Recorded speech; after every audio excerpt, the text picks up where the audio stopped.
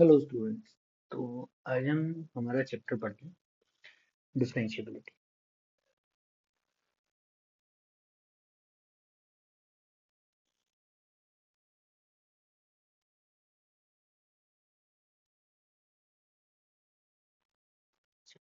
तो क्या है डिफरेंशियबिलिटी? देखो, यदि मैं इसको वर्ड्स में थोड़ा स्प्लिट करने जाऊँ तो डिफरेंशियबिलिटी का मतलब है कोई भी फंक्शन है हमारे पास, मान लो एफ एक्स।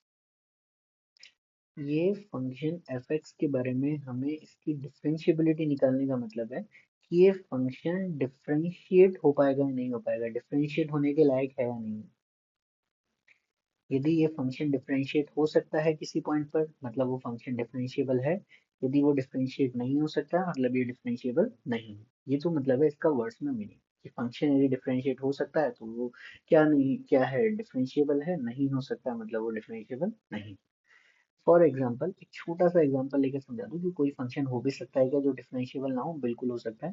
जैसे कि मान लो मेरे पास मॉड एक्स दिया हुआ है। ये जो मॉड एक्स है हमारे पास, मॉड एक्स को हम डिफरेंशिएट नहीं कर सकते हैं डायरेक्टली। हम नहीं जानते हैं मॉड एक्स को कैसे डिफरेंशिएट किया जाता है, इसलिए ये एक नॉन डिफरेंशिएबल फंक्शन है। तो differentiable function, non differentiable function, इसका वर्ड्स में मीनिंग तो हमको समझ में आ गया। नॉन डिफरेंशिएबल, कभी कभी इसे नॉन डेरिवेबल भी बोल देते हैं। किसका डेरिवेटिव नहीं निकाला जा सकता। चलो, अब इतना तो पता चल गया कि differentiable function, non differentiable function होंगे क्या। अब हम बात करते हैं कि हम पता कैसे करेंगे कि फंक्शन डिफरेंशिएबल है या नहीं। उसके लिए हम कुछ यहाँ पर बेसिक्स की ज्योमेट्री समझते हैं। क्या मतलब है? देखो, डिफरेंशिएबल फंक्शन, डिफरेंशिएशन का मतलब क्या होता है? जब भी हम किसी फंक्शन को डिफरेंशिएट करते हैं तो डिफरेंशिएशन का मतलब क्या होता है? डिफरेंशिएशन का मतलब होता है सीधा सीधा rate of change. Rate of change, rate of change का मतलब है हमारे पास कि मान लो कोई फंक्शन है y equal to x square. तो हम देखते हैं rate of change of y, rate of change of y with respect to x। जैसे कि हमने देखा भी होगा कि हम y के लिए जैसे dy बाई dx निकालते हैं, ऐसा तुम लोगों ने फिजिक्स में किया होगा। हम इंस्टेंट वेलोसिटी निकालने के लिए उसको डायरेक्टली डिफरेंशिएट कर देते हैं कि मान लो हमारे पास एक रिलेशन दिया हुआ है y is equal to 2x square plus 5x plus 3। तो यहाँ पर हमें इंस्टेंट वेलोसिटी निकालनी होती है। यहाँ पर y की जगह वहाँ पर s यूज किया जाता है, तो मैं भी यहाँ s यूज कर देता हूँ कि s और t यूज किया जाता है। तो देखो, हम यहाँ लिखेंगे एस इज इक्वल टू, ऐसा लिखा होता है 3t square plus 5t plus 4। हमें यहाँ वेलोसिटी निकालनी होती है, मतलब वेलोसिटी का मतलब क्या होता है? Rate of change. तो हम ds अपॉन dt कर देते हैं डायरेक्टली। तो ये मतलब है डिफरेंशिएशन का। चलो ठीक है, मतलब डिफरेंशिएशन है कि रेट ऑफ चेंज पता करना कि किस स्पीड से हमारे पास चेंज हो रहा है, किसमें, वायर में, किसके रेस्पेक्ट में, एक्स के रेस्पेक्ट में। जितने स्पीड से चेंज हो रहा है, क्या स्पीड से चेंज हो रहा है, वही मतलब है डिफरेंशिएशन का। तो एक बात ध्यान से समझो कि मान लो ये मेरे पास एक ऐसा इसको ब्रेकर की तरह मान लो, जैसे रोड पर ब्रेकर्स होते हैं हमारे पास ये।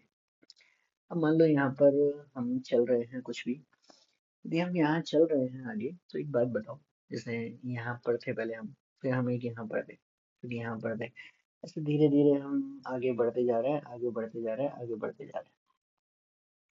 लेकिन यहाँ पर क्या होगा कि हम आगे तो बढ़ रहे हैं, लेकिन एक ये जो पॉइंट आ रहा है ना, ये एक शार्प कॉर्नर जैसा पॉइंट आ रहा है।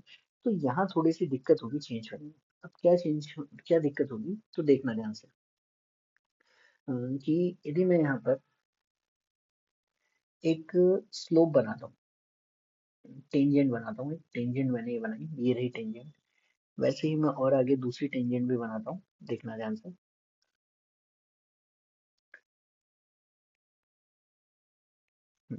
एक ये टेंजेंट बनाई और एक ये दूसरी टेंजेंट बना दी है। ऐसे बहुत सारी टेंजेंट बनाए जा रहा हूँ। एक ही मैंने टेंजेंट बना दी है जो एकदम मतलब एक हॉरिजॉन्टल हो गई है। एक दूसरी टेंजेंट ये रही और एक टेंजेंट ये रही। करेक्ट। यहाँ पर लेकिन यदि हम टेंजेंट बनाएंगे, यहाँ पर जो टेंजेंट बना रहे होंगे उन टेंजेंट में थोड़ी सी गड़बड़ होगी। क्या कि इस पॉइंट के जस्ट पहले तो टेंजेंट की स्लोप कुछ ऐसी थी, लेकिन इस पॉइंट से जैसे ही आगे बढ़े तो इसकी स्लोप ऐसी हो गई। इसका मतलब क्या हो रहा है कि यहाँ पर जो टेंजेंट्स की स्लोप है वो बड़ी ही स्मूथली चेंज हो रही है। यहाँ पर जो है वो बहुत ही स्मूथ चेंज आ रहा है। मतलब जैसे पहले इतनी थी, फिर और कम हुई, फिर और कम हुई, ऐसे चलती जा रही है। लेकिन यहाँ हमने देखा कि पहले तो टेंजेंट की स्लोप यहाँ पॉजिटिव थी और अचानक से देखो नेगेटिव बन गई है। ये कुछ वैसी ही बात है कि मान लो किसी स्टूडेंट के एग्जाम में 5 मार्क्स आए हैं और नेक्स्ट वाले एग्जाम में उसके 250 मार्क्स आ गए। नेक्स्ट वाले एग्जाम में 250 मार्क्स आ गए। तो ये जो चेंज हुआ है ये बड़ा ही अब्रप्ट चेंज हो गया है। मतलब इस चेंज को हम एनालाइज कर पाना हमारे लिए मुश्किल है कि इतना चेंज कैसे हो गया अचानक से। यदि इसी की जगह पहले उसके 5 मार्क्स आए होते, फिर 10 आए होते, 15 आए होते मान लो, या फिर उसके बाद 20 आ गए होते, फिर कुछ 27 आ गए होते, फिर 35 आ गए होते। ये जो चेंज हो रहा है ये बड़ा ही स्मूथ चेंज हो रहा है। और स्मूथ चेंज को एनालाइज कर पाना हमारे लिए पॉसिबल है बजाय किसके, अब्रप्ट चेंज के। वही मैं बोलना चाह रहा हूँ कि ये जो टेंजेंट की स्लोप है इसमें यदि स्मूथ चेंज आ रहा है तो हम इसे अच्छे से पता कर पाएंगे। लेकिन यदि ये अब्रप्ट चेंज जो आ गया वो हम अच्छे से पता नहीं कर पाएंगे। इसका मतलब रेट ऑफ चेंज ही क्या होता है, डिफरेंशिएशन होता है। तो यदि रेट ऑफ चेंज बड़ा ही स्मूथ है तो वो पता लगाया जा सकता है। इसका मतलब वो फंक्शन डिफरेंशिएट हो सकता है और ऐसा ही फंक्शन होता है डिफरेंशिएबल। लेकिन रेट ऑफ चेंज यदि हो गया एकदम अब्रप्ट, जो हम पता ही नहीं कर पा रहे हैं, और जब रेट ऑफ चेंज ही पता नहीं कर पा रहे हैं मतलब हम डिफरेंशिएशन नहीं निकाल पा रहे हैं। डिफरेंशिएशन नहीं निकाल पाने का मतलब है फंक्शन नॉन डिफरेंशिएबल है। बात ये समझ में आई या नहीं आई सबको? चलो ये पता चल गया कि ग्राफ क्या होना चाहिए, स्मूथ चेंज होना चाहिए, अब्रप्ट चेंज नहीं होना चाहिए। अब ये तो हमने थियोरेटिकली पढ़ लिया, हमें मतलब तो समझ में आ गया। लेकिन अब हम बात करते हैं कि ये चीज़ पता कैसे करेंगे। ये चीज़ पता करने के लिए मैं ग्राफ के कुछ एग्जांपल्स देख लेता हूँ। एग्जाम्पल्स की यदि मैं बात करूँ, देखो सबसे पहला एक छोटा सा एग्जाम्पल मैं लेता हूँ y is equal to x square का। ये हमारे पास y is equal to x square है। अब वो y is equal to x square सबको पता है कि इसका डिफरेंशिएशन इजीली पॉसिबल है। y is equal to x square जो है इसका differentiation y dash is equal to हमें पता है 2x होता है, मतलब ये एक डिफरेंशिएबल फंक्शन है। दूसरा एक एग्जाम्पल मैं ले लेता हूँ, दूसरा एक एग्जाम्पल ले लेता हूँ y इक्वल टू एक्स वाली लाइन। तो y इक्वल टू एक्स वाली लाइन जो है ये भी क्या है हमारे पास, डिफरेंशिएट होती है, y डैश इसका 1 आता है। एक थर्ड एग्जांपल में ले लेता हूँ एक्स क्यूब का। एक्स क्यूब का भी सबको पता है डिफरेंशिएशन होता है, एक्स क्यूब भी डिफरेंशिएबल फंक्शन है। एक्स क्यूब का ग्राफ कुछ ऐसा बनता है हमारे पास, देखो ऐसा ग्राफ बनता है। y equal to x cube, इसका भी डिफरेंशिएशन पॉसिबल है, y dash is equal to 3x square. लेकिन इसी की जगह यदि मैं एक मॉड x ले लूँ, मॉड x की यदि हम बात करें तो मॉड x का जो ग्राफ, या फिर उससे पहले मैं GIF की बात करता हूँ। GIF का ग्राफ कुछ ऐसा बनता है, ये रहा दूसरा, एक ये रहा तीसरा, ये कुछ ऐसा। क्या है, एक बात बताओ, y is equal to G I F of x differentiable function है? नहीं, इसका डिफरेंशिएशन हमें आता ही नहीं क्योंकि होता ही नहीं, कैसे आएगा? तो फिर इसके बाद मैं और एक एग्जांपल ले लेता हूँ। और एक एग्जांपल मैंने लिया ये मॉड एक्स का। y equal to mod x, ये भी डिफरेंशिएबल फंक्शन ही है। अब जितने भी हमने ग्राफ पढ़े इसमें क्या हमने एनालाइज किया, पहला जो ग्राफ है y equal to x square, ये यार कंटिन्यूअस ग्राफ है, ऑलवेज कहीं भी ब्रेक नहीं हो रहा है बीच में। जो नीचे वाला ग्राफ है वो भी कंटिन्यूअस है, कहीं भी ब्रेक नहीं हो रहा है। इससे नीचे वाला जो ग्राफ है ये भी कंटिन्यूअस है, कहीं ब्रेक नहीं हो रहा है। और हमने देखा ये जो तीनों ग्राफ कंटिन्यूअस है, तीनों के तीनों डिफरेंशिएबल फंक्शन है, इन तीनों का डिफरेंशिएशन निकाल पाना पॉसिबल है हमारे लिए। लेकिन जैसे ही हम फोर्थ पर आए तो फोर्थ वाला GIF ये ग्राफ कंटिन्यूअस नहीं है। कंटिन्यूअस नहीं है का मतलब बीच बीच में ब्रेक हो रहा है, देखो यहाँ ब्रेक हो गया, फिर यहाँ ब्रेक हो गया, फिर यहाँ ब्रेक हो गया। अब यदि कंटिन्यूअस नहीं है इसका मतलब कंटिन्यूअस नहीं होने की वजह से ये क्या नहीं है, डिफरेंशिएबल नहीं है। तो मतलब हम एक बात बता सकते हैं कि डिफरेंशिएबल होने के लिए, किसी भी फंक्शन को डिफरेंशिएबल होने के लिए सबसे पहली कंडीशन तो उसका कंटिन्यूअस होना कंपलसरी है। क्योंकि यदि कंटिन्यूअस नहीं होगा तो क्या होगा, वो डिफरेंशिएबल नहीं होगा। ये बात सबको आई समझ में?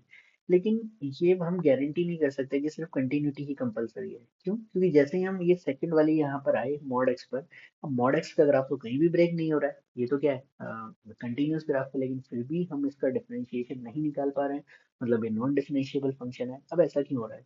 मतलब कंटिन्यूटी के साथ कोई और चीज भी ऐसी कंपलसरी है जिसकी वजह से फंक्शन नॉन डिफरेंशिएबल बन सकता है। अब वो क्या चीज है? हम देख रहे हैं यहाँ पर, देखो एक शार्प कॉर्नर जैसा बन रहा है, शार्प एज बन रहा है, इसे हम कभी कभी किंक भी बोल देते हैं। अब शार्प एज और किंक मतलब कि रेट ऑफ चेंज जो है वो बड़ा ही अब्रप्ट चेंज है जो हम पता नहीं कर पा रहे हैं, इसीलिए ये फंक्शन डिफरेंशिएबल नहीं है। तो मतलब शार्प एज नहीं होना चाहिए, मतलब ग्राफ स्मूथ होना चाहिए। ये दो कंडीशन यदि किसी फंक्शन को ये सेटिस्फाई कर रहा है तो मतलब वो फंक्शन डेफिनेटली डिफरेंशिएबल है। अब कंटिन्यूअस कैसे पता करेंगे? कंटिन्यूअस निकालना हमें आता है, हम कंटिन्यूटी पूरा पढ़ चुके हैं। कंटिन्यूटी के लिए हम क्या लिखते हैं? कंटिन्यूटी के लिए हम लिखते हैं किसी भी पॉइंट पर यदि उसकी LHL और उसकी RHL और फंक्शन की उस पॉइंट पर वैल्यू यदि इक्वल आ जाती है तो फंक्शन कंटिन्यूअस हो जाता है। चलो कंटिन्यूटी तो हमें पता है। अब ग्राफ की स्मूथनेस कैसे चेक करेंगे हम वो पता करते हैं, देखना ध्यान से। ग्राफ की स्मूथनेस चेंज चेक करने के लिए मैं कुछ प्रूव करके बताता हूँ यहाँ पे तुम लोगों को। देखो ध्यान से, मान लो ये हमारे पास एक ग्राफ है।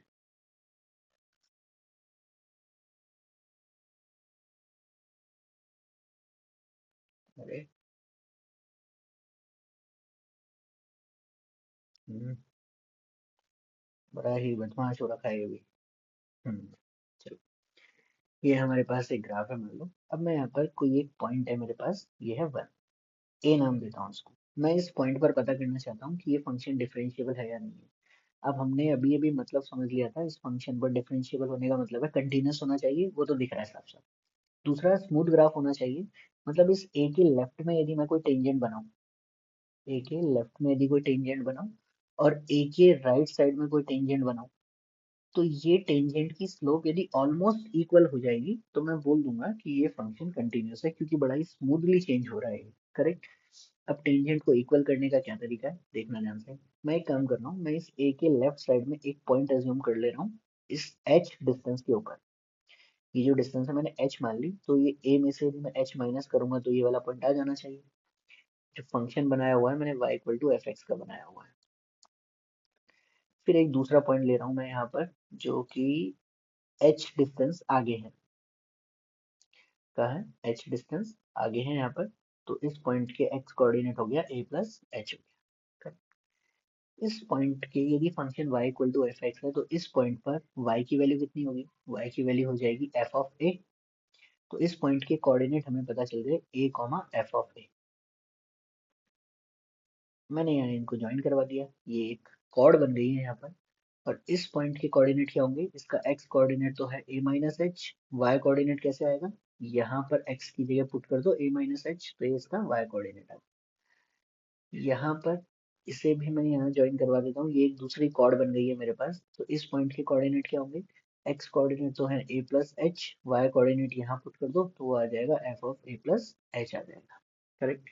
चलो, क्या मैं यहाँ बोल सकता हूँ कि स्लोप ऑफ, इस पॉइंट को P नाम दे दो, इसको Q नाम दे दो और इसको R नाम दे दो। तो स्लोप ऑफ पी क्यू हम निकाल सकते हैं यहाँ पर। कैसे? y2 minus y one upon x2 minus x1। तो y2 माइनस वाई वन यहाँ लिखते हैं हम लोग, तो ये बन जाएगा f of a minus H minus F of a upon में a minus H x2 minus x1। ये तो ये बन गया हमारे पास f of a minus H minus F of a और a तो कैंसिल हो गए नीचे से, और नीचे बच गया माइनस एच बच गया। अब मैं निकालता हूँ slope of q r. Slope of q r भी क्या आएगी? y2 minus y one upon x2 minus x1। तो f of a plus H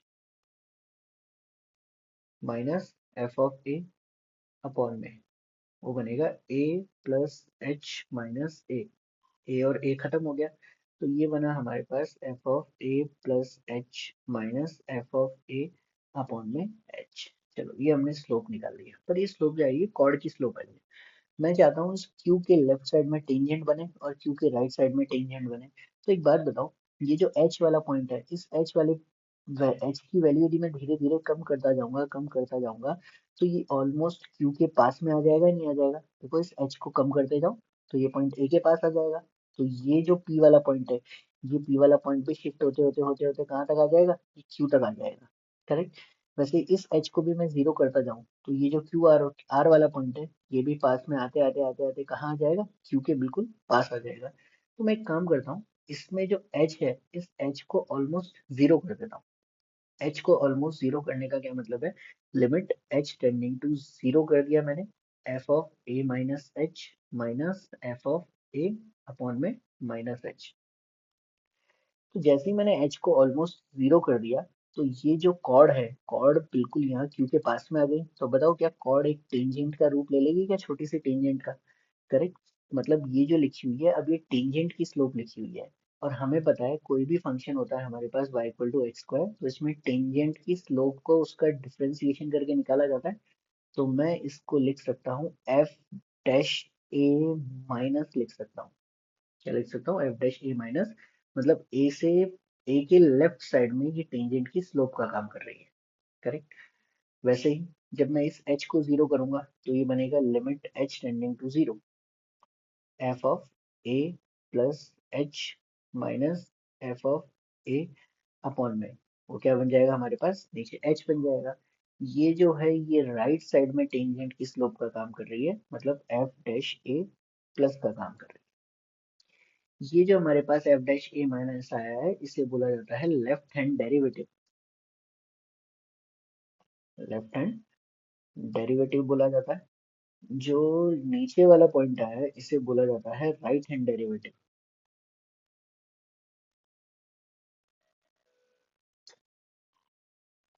left hand derivative, right hand derivative.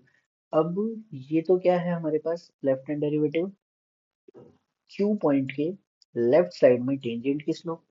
इसका मतलब है क्यू पॉइंट के राइट साइड में tangent की स्लोप। यदि ये दोनों स्लोप ऑलमोस्ट इक्वल आ जाती है, मतलब लेफ्ट हैंड डेरिवेटिव और राइट हैंड डेरिवेटिव दोनों ऑलमोस्ट इक्वल आ जाते हैं और कोई फाइनाइट वैल्यू आ जाती है, तो हम क्या बोल देंगे? ग्राफ में स्मूथ चेंज हो रहा है। और स्मूथ चेंज होने का मतलब ग्राफ कैसा है? स्मूथ चेंज हो रहा है, इसका मतलब ग्राफ कैसा हो गया? डिफरेंशिएबल हो गया। तो जब भी हमें डिफरेंशिएबिलिटी फाइंड करनी होगी तो हम क्या निकालेंगे? एल एच डी निकालेंगे, आर एच डी निकालेंगे। और उन पर यदि वैल्यू फाइनाइट आ रही है और इक्वल आ रही है तो हम बोल देंगे फंक्शन हमारा डिफरेंशिएबल है। तो एल एच डी और आर एच डी का ये दोनों फॉर्मूला याद रखना है। चलो अब ये हमें समझ आ गया है कि कैसे निकालेंगे स्मूथनेस ग्राफ की। तो अब इस पर एक क्वेश्चन करते हैं। देखो पहला क्वेश्चन कोई भी हमारा, हम ये वाला क्वेश्चन उठा लेते हैं। देखो, comment on differentiability of fx equal to x less than 1, x square x greater than equal to 1। चलो डिफरेंशिएबिलिटी निकालनी है तो सबसे पहले हम लोग निकालेंगे L H D. L H D को हम बोल सकते हैं एफ डैश ए माइनस। एफ डैश ए माइनस का मतलब मैं एक्स इक्वल टू वन पर निकालनी है, मतलब एफ डैश वन माइनस हमें फाइंड करनी है। तो क्या फॉर्मूला है देखो एल एच डी का? F of A minus H minus F of A. तो limit H tending to zero, F of A minus H, A की जगह हम वन यूज कर रहे हैं तो F of one minus H minus F of A, A का मतलब वन अपॉन में माइनस एच। अब एक्स वन से छोटा है तो हमें कौन सा फंक्शन यूज करना है? हमें ये वाला फंक्शन यूज करना है एक्स से छोटी, वन की छोटी वैल्यू के लिए। तो हम यहाँ लिखेंगे limit H tending to zero. ये फंक्शन एफ एक्स है हमारा, तो इसके अंदर हमें क्या पुट करना है? वन माइनस एच पुट करना है, तो मैंने वन माइनस एच रख दिया माइनस एफ ऑफ वन। अब एग्जैक्ट वन पर तो वैल्यू कहाँ आएगी? वो एक्स स्क्वायर से आएगी, तो हम वही लिख देते हैं। एक्स स्क्वायर में यदि वन रखेंगे तो ये बन गया वन का स्क्वायर अपॉन में माइनस एच। वन और वन तो दोनों हो गए cancel. Limit H tending to zero, ऊपर तो बचा माइनस एच, नीचे भी बचा माइनस एच, दोनों कैंसिल होकर के आंसर आ गया वन आ गया। ये तो आ गई एल एच डी। अब बात करते हैं आर एच डी की। आर एच डी जो हमारे पास आएगी वो आएगा हमारे पास एफ डैश वन प्लस, मतलब limit H tending to zero, वो बनेगा f of one plus h minus F of one upon में सिर्फ एच। अब वन से बड़ी वैल्यू के लिए हमें फंक्शन यूज करना है ये वाला, तो हम f of one plus h यहाँ से निकालेंगे। तो बनेगा limit H tending to zero, वो बनेगा हमारे पास 1 + h का whole square minus F of 1 तो यहीं से निकलेगा 1 का स्क्वायर अपॉन में h। सिंप्लीफाई करो, limit h tending to 0, 1 square 1 h square plus 2h minus 1 upon में h। 1 और 1 तो हो गए खत्म, 1 और 1 खत्म हुआ हमारे पास, तो ये बना लिमिट h टेंडिंग टू 0, 1 और 1 कैंसिल, ऊपर बना H square plus 2h upon में h। h और h कैंसिल हुआ तो लिमिट h टेंडिंग टू 0, वो बना h प्लस 2। h को जब 0 रखेंगे तो आंसर क्या आएगा, 2 आएगा। अब जो LHD आया हमारे पास और RHD आया, ये दोनों फाइनाइट वैल्यूज तो आ गई, but they are not equal. Equal नहीं होने का मतलब फंक्शन कैसा है, नॉन डिफरेंशिएबल फंक्शन। यदि इसी का मैं ग्राफ बनाना चाहूँ तो देखो, यदि इसका हम ग्राफ बनाएंगे तो x लेस देन 1 और x ग्रेटर देन 1 के लिए बनाएंगे। x लेस देन 1 के लिए तो हमें बनाना है सिर्फ y इक्वल टू x वाली लाइन, तो ये रहा x इक्वल टू 1। 1 से छोटी वैल्यू के लिए बनाएंगे हम y इक्वल टू x वाली लाइन। अब y इक्वल टू x वाली लाइन तो ओरिजिन से पास होती है और x इक्वल टू 1 पर 1 आंसर देती है, ये वाला पॉइंट। ये एक्स स्क्वायर की यदि मैं बात करूँ तो x की 1 से बड़ी वैल्यू के लिए हमें एक्स स्क्वायर बनाना है, तो देखो यदि मैं एक्स स्क्वायर की बात करूँ तो एक्स स्क्वायर का ग्राफ देखो, एक्स स्क्वायर का ग्राफ तो ऐसा बनता है पूरा पैराबोला। x इक्वल टू 1 पर वो भी 1 होता है, तो कुछ ऐसा ग्राफ बनेगा। लेकिन हमें चाहिए सिर्फ 1 से बड़ी वैल्यू का ग्राफ, 1 से बड़ी वैल्यू का ग्राफ चाहिए, मतलब हमें ये कोई भी ग्राफ नहीं चाहिए। देखो ये कोई भी ग्राफ हमें नहीं चाहिए, ये वाला। इसके अलावा हमें और ये वाला ग्राफ भी नहीं चाहिए। Okay done. मतलब हमें सिर्फ ग्राफ चाहिए इतना, ऐसा ग्राफ जाएगा कुछ, ये वाला, ऐसा कुछ। करेक्ट। तो हम देख रहे हैं कि यहाँ पर एक पॉइंट पर एक शार्प कॉर्नर जैसा क्रिएट हो रहा है। ये शार्प कॉर्नर जैसा क्रिएट हो रहा है, इसका मतलब फंक्शन कैसा है, नॉन डिफरेंशिएबल है। बात सबको समझ में आएगा नहीं? चलो इसी के बाद हम एक दूसरा भी क्वेश्चन डिस्कस कर लेते हैं।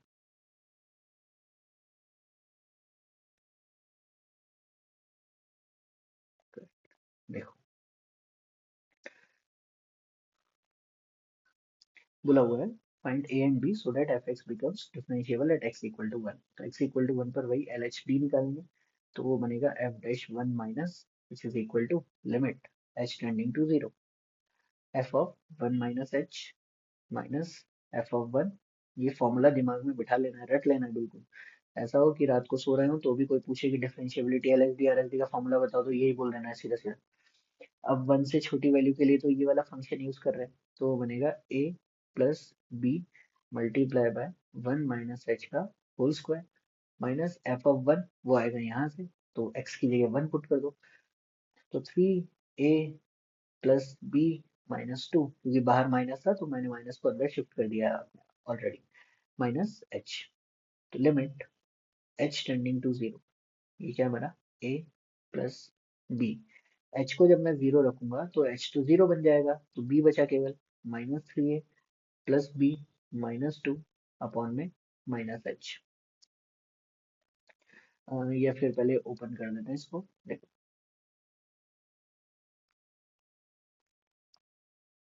a प्लस बी, या फिर नहीं करोगे तो भी चलेगा, कोई नहीं।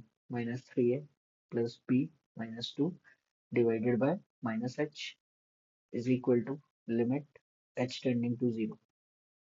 यहाँ से यदि मैं a और b, a और -3a कितना बनेगा, -2a बनेगा, प्लस 2b माइनस 2 अपॉन में माइनस एच। अब हमें बोला हुआ है कि फंक्शन डिफरेंशिएबल है, डिफरेंशिएबल होने का मतलब इसकी वैल्यू आनी चाहिए कोई फाइनाइट। यदि हम अभी के लिए देखें, फाइनाइट वैल्यू आनी चाहिए, तो देखो ध्यान से, यहाँ पर h को यदि मैं 0 रखूंगा तो ये तो नॉट डिफाइंड बन जाएगा, जबकि नॉट डिफाइंड का आंसर नहीं आना चाहिए। तो मतलब लिमिट आगे सॉल्व हो रही होगी और कोई फाइनाइट आंसर बन रहा होगा। ऐसा कब होगा, जब यहाँ 0/0 फॉर्म बन रहा होगा। 0/0 फॉर्म बनने का मतलब है कि ऊपर वाला जो एक्सप्रेशन लिखा हुआ है -2a plus 2b minus 2b किसके इक्वल होगा, 0 के इक्वल होगा। तो यहाँ से 2 तो कॉमन निकाल दो, माइनस भी कॉमन निकाल दो, तो a minus B plus 1 is equal to क्या होगा, 0 होगा। तो ये तो एक इक्वेशन आ गई। सेकंड इक्वेशन हम कहाँ से निकालेंगे, वो निकालेंगे RHD से। RHD हमारे पास आएगा limit h tending to 0, f of 1 plus h minus F of h, f of one divided by h, limit H tending to zero, F of one plus h क्या आएगा हमारे पास, वन से बड़ी value के लिए हम ये वाला एक्सप्रेशन यूज करेंगे, तो three a into one plus h, three a into one plus h minus B plus two, minus B plus two minus F of one, f of one भी यहीं से आने वाला है तो वो आएगा थ्री ए माइनस बी प्लस टू, तो minus three A plus B minus two divided by h, यहाँ पर भी एच को जीरो रखो, तो एच को जीरो रखा तो ऊपर बना थ्री ए minus B plus two minus three ए plus B minus two upon में एच,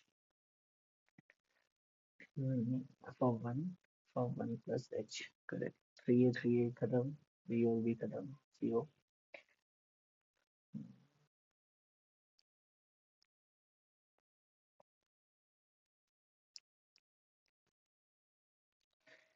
देखो ये ऑलरेडी हमारे पास जीरो बाय जीरो फॉर्म बन रहा है, तो जीरो बाय जीरो फॉर्म को सिंप्लीफाई करने के लिए देखो हम यहाँ पर एल ऑर्बिटल रूल लगा सकते हैं, क्योंकि देखो ये भी कैंसिल ही हो रहे हैं सारे, जब जैसे एच को जीरो रख रहे हैं, तो limit H tending to zero, ये बनेगा हमारे पास three A plus three A H minus B plus two minus three A plus B minus two upon में एच, तो देखो थ्री ए कैंसिल, बी और बी कैंसिल, टू और two cancel, और ये एच और एच कैंसिल हो जाएगा, तो ये वैल्यू आ जाएगी हमारे पास थ्री ए के इक्वल आ जाएगी, करेक्ट। अब डिफरेंशिएबल होने के लिए हमें क्या करना है, L H D equal to R H D करना है, जैसे ही हम L H D equal to R H D करेंगे तो हमारे पास दो इक्वेशंस बनेगी और इनको हम सिंप्लीफाई करेंगे।